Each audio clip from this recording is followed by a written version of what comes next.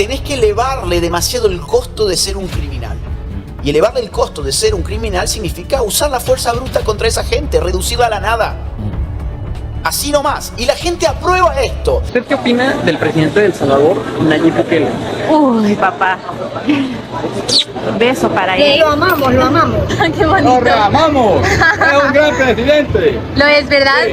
Tengo un poco de celos. Ojalá tenerlo yo también como presidente Ha de salvado la España. vida con la delincuencia. Él ha hecho una gran limpieza. Es mi ídolo. Sin él no estuviéramos en un país tan tranquilo que hoy se puede andar hasta las 12, 1 de la mañana aquí. Vean lo que dicen, la razón por la que el líder salvadoreño cuenta con más del 80%, casi el 90% de aprobación, es porque según lo que dicen ellos, le salvó la vida de la delincuencia. Ahora pueden caminar con paz y tranquilidad incluso hasta las 12 de la noche. Y le demostró a un pueblo que por tanto tiempo le dijeron que no podían hacer nada con la criminalidad, con la violencia, que era mejor convivir con ellos, pactar con ellos, permitir que ellos controlaran el país, que este no era el único camino, que se podía limpiar, que se podía hacer un cambio. El politólogo argentino Agustín Laje ha comentado sobre la situación de El Salvador y ha resaltado cosas muy importantes que vamos a ver el día de hoy. Vamos a escucharlo. Cuando uno tiene un problema de seguridad del tamaño que tenía El Salvador, que era probablemente el país más peligroso de nuestra región, mucho más peligroso incluso que México, y doy fe personalmente porque he ido mucho a México y también he ido mucho a El Salvador, y conozco cómo me tenía que cuidar yo en cada uno de esos lugares. Cuando vos tenés una situación como esa, la doctrina de los derechos humanos impide que salves a las verdaderas víctimas, que son los ciudadanos inocentes. Vos tenés que arrasar con el crimen organizado. El mismo Bukele decía, ¿no? Curioso que ahora se preocupen por los derechos humanos de los delincuentes, cuando nadie hablaba de El Salvador cuando mataban a la gente. Esto es muy interesante, nadie hablaba de El Salvador cuando a diario le quitaban la vida a decenas de personas, cuando era el país más peligroso del mundo. Todas esas ONGs, todos esos medios de comunicación que en la actualidad hacen un montón de reportajes, critican y cuestionan la gestión de un señor que ha dado soluciones. ¿Dónde estaban cuando esto pasaba en El Salvador? Era mucho más alarmante. ¿Por qué no hacer tanto alboroto? Bueno, otro gran analista político, pero esta vez de El Salvador, Herbert Esmahan, ha comentado esta situación. Latinoamérica es un gran poder económico, el cual está siendo oprimido por las actividades criminales que hay en estos territorios. Entonces, si logras restaurar el orden, este es un superpoder. Latinoamérica es un superpoder económico. Y fíjate que es muy interesante porque todos estos países que han mencionado, en Europa no se mencionaron hasta que llegó alguien en el poder que no les gustaba. Es decir, cuando Argentina estaba Cristina Kirchner y demás, no sabíamos nada de Argentina. Cuando El Salvador no estaba Bukele, no sabíamos nada de lo que pasó en El Salvador. Es como que en el momento que llega la solución, de repente ponen el foco. Un ataque sistemático. Inmediatamente cuando una nación tiene un líder que sí la puede sacar adelante, la maquinaria globalista se activa e inician una campaña de, como le llaman en inglés, character assassination.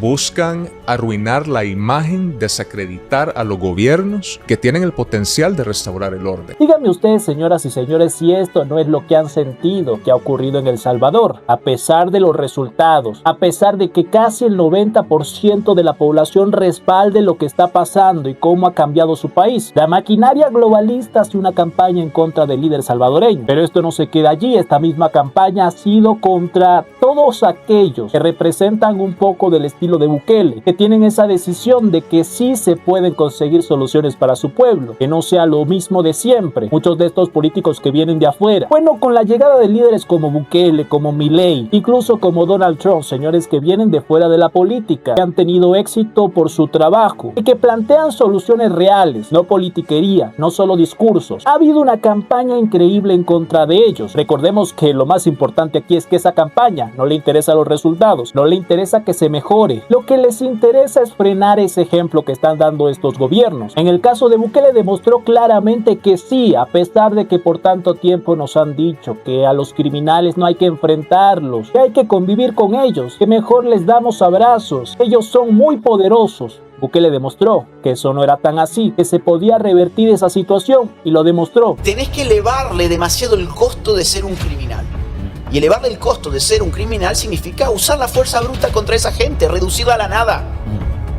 Así nomás. Y la gente aprueba esto. ¿Sabés quién no aprueba esto? Evidentemente, por un lado, la minoría que integran los crímenes organizados, que en nuestros países existen, incluso en los más peligrosos de todos, no dejan de ser una minoría. O vos te pensás que en El Salvador eran mayoría, o que en México eran mayoría, o que en Colombia eran mayoría. No, siempre son una minoría. Por eso su pueblo lo apoya rotundamente. Por eso cada vez en más países piden un Bukele. Y esto es muy interesante, señoras y señores, porque claramente es una minoría y en El Salvador se demuestra fácilmente, mientras casi el 90% de la población respalda a Bukele. Para algunos expertos, para algunos diplomáticos, para organismos internacionales, ha sido más importante la opinión de esa minoría. Y la batalla en contra de Bukele ha sido exaltando lo que manifiesta ese pequeño porcentaje que muchas veces es representado con aquellos que eran socios que vivían del crimen organizado y que por supuesto cuando se les acabó su negocio, ¿cómo no van a estar en contra de Bukele? Pero tenemos ese otro sector, el sector de los expertos, de los grandes intelectuales, de los que a pesar que no han vivido la realidad que vivía el pueblo salvadoreño, ellos dicen saber muy bien cómo tienen que hacerlo ellos, sin importarle lo que piensa el pueblo que realmente vivió esa situación. Pero hay otro grupo de gente que apoya, que se opone a que ese grupito de gente se la aplaste de la manera más drástica posible. ¿Quién es ese grupito de gente? Son ricos, que viven en barrios cerrados, que se mueven probablemente con choferes privados, que tienen sus helicópteros, sus yates, que viven en otro plano de la realidad, pero que se le ha metido la mierda woke en la cabeza. Porque vamos, la gente de pueblo quiere que los criminales se los aplaste. Claro. Que se los aplaste. Ahora, ¿quién tiene indiferencia frente a eso y se puede indignar porque un criminal se lo aplaste? Un rico. Este precisamente es ese sector de aquellos intelectuales expertos que creen saber más que el mismo pueblo salvadoreño. Muchas de estas opiniones siempre vienen desde Europa. El progresismo que ha calado tanto en la población allá, aquellos que no tienen ese problema, creen saber mejor que los salvadoreños. Me decía un periodista español, un saludo a todos los amigos españoles buenos. Me decía un periodista español de un periódico, bueno, Lo País, me decía un periodista español, ¿por qué quieren desmantelar la democracia? Y yo le dije, ¿pero de qué democracia nos estás hablando? Él habla de la democracia que le dicen sus jefes allá en España, porque la democracia es que los salvadoreños decidimos cómo los salvadoreños nos queremos autogobernar. Y por supuesto en su mente no cabe que se atrapen a todos esos delincuentes sanguinarios y se metan en una prisión de alta seguridad y que allí no tengan una piscina, no tengan una cancha para que se diviertan. Ese es el wokismo, ese pensamiento incoherente, sin sentido común, que por supuesto está en contra de líderes como Bukele. Pero no ese es el pensamiento de la mayoría. La mayoría, por supuesto, que lo que quiere es que le resuelvan el problema. No puede entender cómo un señor que no ha vivido su realidad quiera venirle a explicarle a los salvadoreños cómo tienen que hacer. Muchos de estos están instalados en estos organismos internacionales, en ONGs de derechos humanos, y desde allá, cobrando jugosos sueldos, se atreven a cuestionar lo que hace un señor que por fin le dio paz a su pueblo. Cuidado, porque es que el woke nunca ha podido penetrar en las capas digamos, más profundas del pueblo, precisamente porque no se comprende para el pueblo por qué estas cosas serían tan relevantes. Porque si vos, vamos a poner el caso de Estados Unidos, ellos tienen los wokes allá un eslogan que es defund the police, definancien a la policía. Esto en realidad una persona que vive en un barrio peligroso le generaría un costo inmenso. A quien no le genera un costo inmenso es al estudiante del campus de Yale o de Columbia o de Harvard. Su vida no corre peligro. Pues su vida no corre peligro. Entonces vuelve un segundo a lo de Bukele. ¿Qué hace Bukele? Aplica la voluntad popular. ¿Cuál es la voluntad del 99% de la gente? O vamos a ponernos según sus votos, el 85% de la gente de Perú, que se aplaste al crimen organizado. Eso, señoras y señores, es lo que quiere la gente, que se acabe con los criminales, aquellos ciudadanos que son afectados por delincuentes. Por supuesto que le agrada a un Bukele. Y como por supuesto la mayoría de nuestras naciones quieren seguridad, quieren no estar peligrando en las calles, quieren que se acabe la extorsión. El grito de nuestra región es necesitamos un Bukele. Por esto es que hay una fuerte campaña en contra de los líderes que propongan esto. Una campaña que no solo se queda en sus adversarios políticos directos, sino en aquellas organizaciones de derechos humanos, aquellos expertos, burócratas de prestigio que están en Naciones Unidas, en la comunidad internacional, que ven que si llega otro Bukele, otro señor que desafía todo esto, que viene a solucionar los principales problemas y que cuando comience a aplicar lo que se tenga que aplicar y vengan los derechos humanos a cuestionar, no les interesará su opinión y seguirá demostrando que estos supuestos expertos lo único que hacen es entorpecer el trabajo de quienes sí están buscando solucionar los problemas para los pueblos, algo que por supuesto dejará más en evidencia a los derechos humanos, a los burócratas de Naciones Unidas, a la Unión Europea, y lo único que pueden hacer es aplicar esta campaña de desprestigio, de señalar como que lo que hacen estos señores es malvado, no se puede replicar. La pregunta es ¿por qué razón esta gente no quiere soluciones? ¿Por qué quieren que nuestras naciones sigan en el subdesarrollo, no crezcan, sigan estando sometidas?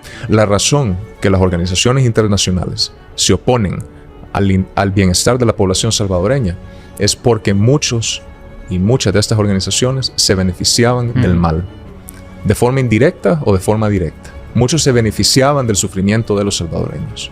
Ahora que El Salvador ha dado el ejemplo, no quieren que las demás naciones lo adopten. Costa Rica ya está adoptando los pasos del presidente Nayib Bukele.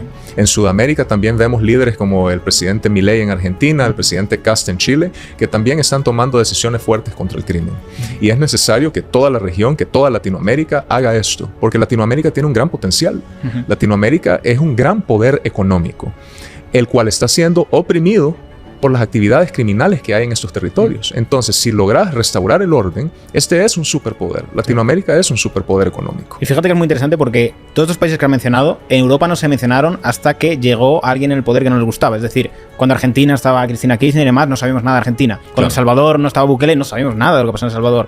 Es como que en el momento que llega la solución, de repente ponen el foco y empiezan a decir, no, es que están pasando cosas muy malas aquí, una dictadura, los derechos humanos, este tipo de cuestiones. Y es justo como lo comentas, justo. Es un ataque sistemático. Y esto es importantísimo de resaltar porque nuestra región ha decidido cambiar todos estos relatos, todas estas narrativas que imponían expertos, burócratas importantes, de prestigio, y apostado por la coherencia, el sentido común. Queremos soluciones, queremos gente que no simplemente prometa y no cumpla nada. Y han salido estos líderes, los líderes del sentido común, como yo los llamo, gente que está trabajando, solucionando. Llegaron ahí democráticamente, a pesar de que la campaña internacional, los medios globalistas los pintan como dictadores, como un peligro. Y hemos aprendido bastante bien que cuando toda esa gente se pone de acuerdo para atacar a alguien, lo más probable es que está haciendo las cosas bien. Además de esto, una cosa en común que tienen estos líderes son sus enemigos. El globalismo, la prensa internacional globalista, organismos internacionales y los supuestos expertos que saben más de lo que necesita la población a pesar de que ellos no hayan vivido lo que sufre el pueblo. Por esto los atacan tanto, por esto los cuestionan tanto. El propio mileísmo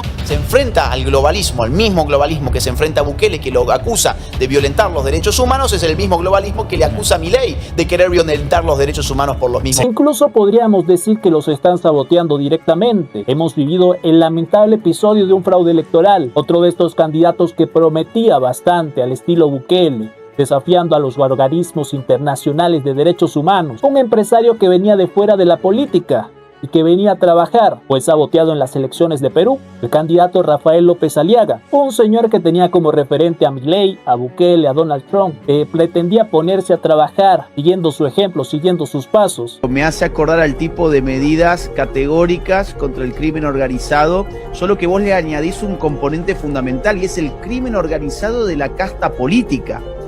Sería algo espectacular. Ahora, seguramente se te va a venir la Corte Interamericana de Derechos Humanos, que vi además en tu plataforma que está la promesa de sacar al Perú de este centro de globalistas, de izquierdosos y de comunistas que se llama Corte Interamericana de los Derechos Humanos.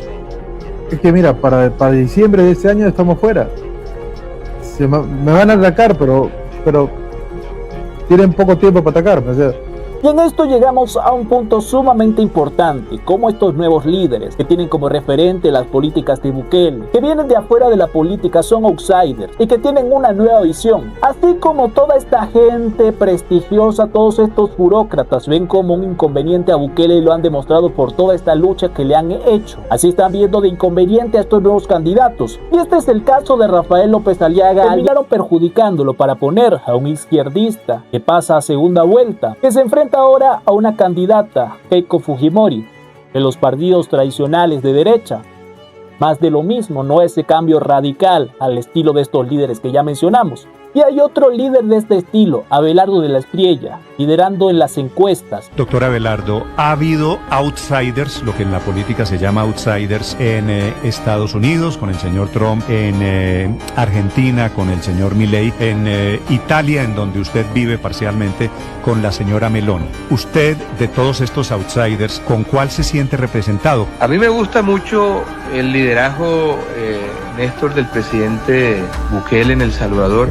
Los derechos de la gente que le aporta al país, la gente decente, están de primero, de segundo, de tercero, de cuarto, de quinto, y por allá del séptimo están los derechos humanos de los bandidos. Eso que quede claro. Ojalá los colombianos elijan el sentido común, la coherencia. Pero adivinen ustedes qué va a pasar si gana Abelardo de la Espriella. Todos los organismos internacionales, la prensa internacional se va a acordar que en Colombia están pasando cosas bastante lamentables, que las bandas del crimen organizado, que las guerrillas, que los narcos están allí, y cuando se intenten enfrentar, cuando se ponga a trabajar el nuevo presidente, imaginen cómo van a salir los organismos de derechos humanos al unísono, con esta campaña de desprestigio, con esta narrativa de que así no se debe enfrentar a los pobres criminales sanguinarios que extorsionan y llenan nuestras calles de sangre. Inmediatamente cuando una nación tiene un líder que sí la puede sacar adelante, la maquinaria globalista se activa e inician una campaña de, como le llaman en inglés, character assassination.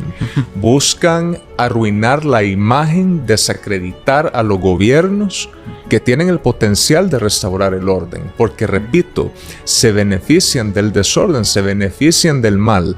Una nación que está ordenada no va a permitir que vengan injerencias extranjeras a influir sobre las decisiones políticas.